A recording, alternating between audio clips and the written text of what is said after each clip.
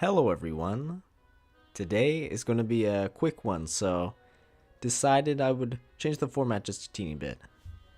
So for basing these models, basically the whole range, there's a few things to keep in mind.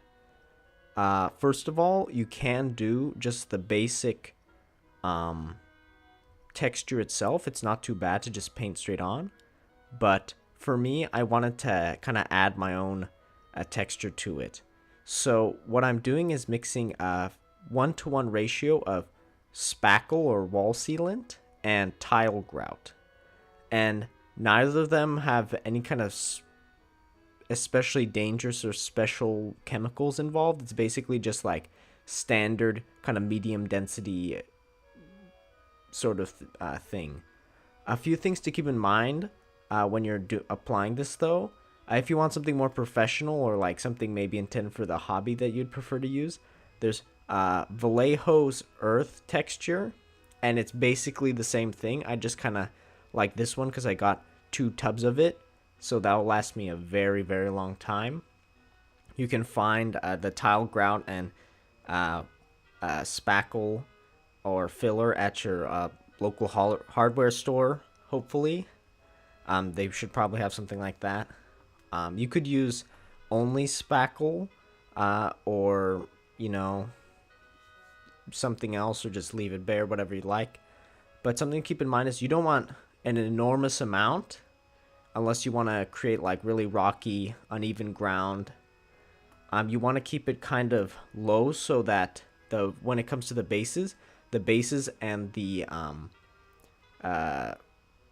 trays will match. You also want to make sure you're not getting it too far down. Like you can see, I kept these areas for the bases pretty clear because you actually want them to fit in. If there's too much overhang, if it's actually sitting in, you have to tear it out because it's simply not going to fit the model.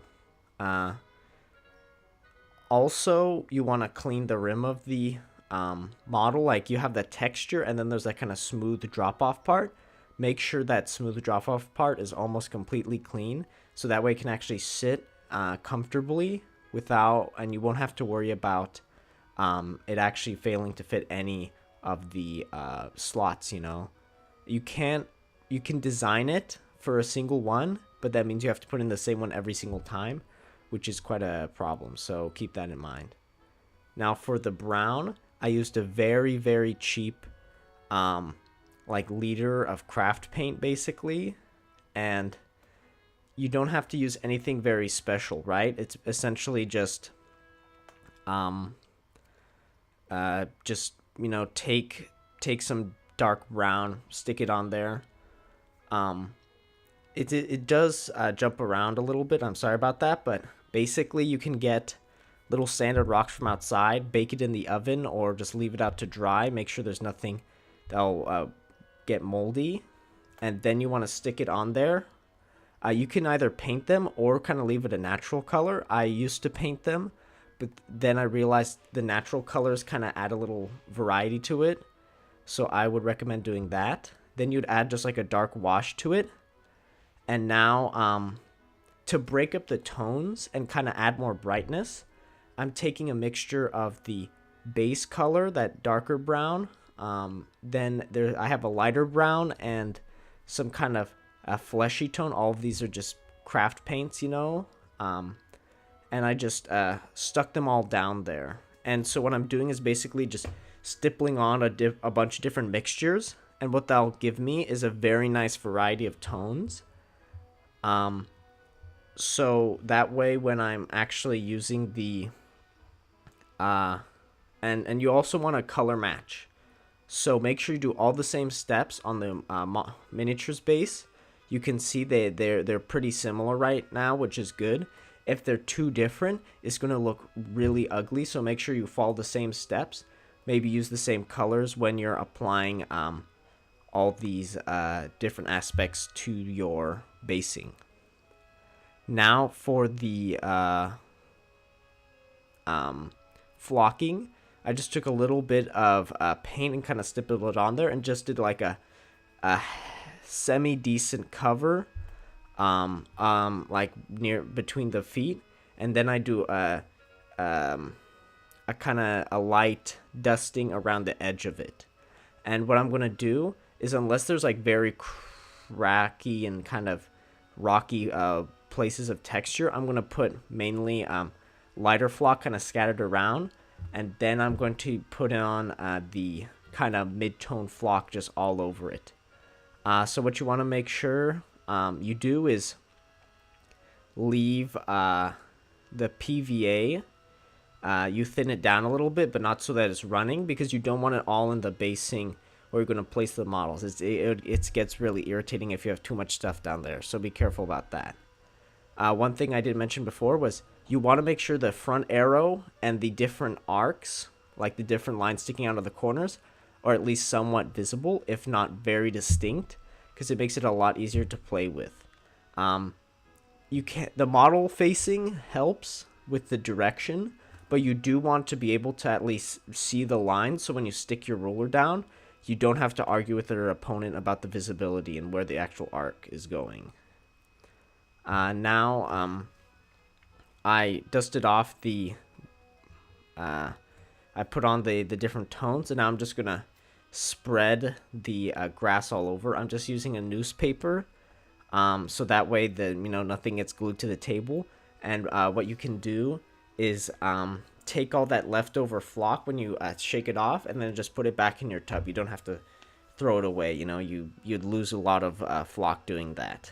So the flock I'm using is from Woodland Scenics, but all you have to do is basically just get what's called static grass from anything, but I would recommend getting the large tubs, because even though it is miniature basing, there's actually quite a lot of flock needed to do the trays. It's like little miniature, well, there are like the size of the terrain pieces essentially, so you do want a decent amount of materials. And now for the next few minutes, you'll see me just applying scattered bits of flock. So that's to cover up pieces. So there's static grass tufts and then different colored bushes. And I'm just kind of applying that around in order to kind of cover up little mistakes I did, and also just to add some nice variety. I want it to be kind of overgrown looking, but you can do your own themes. You can have kind of scattered grasses and just be like a dusty kind of open land.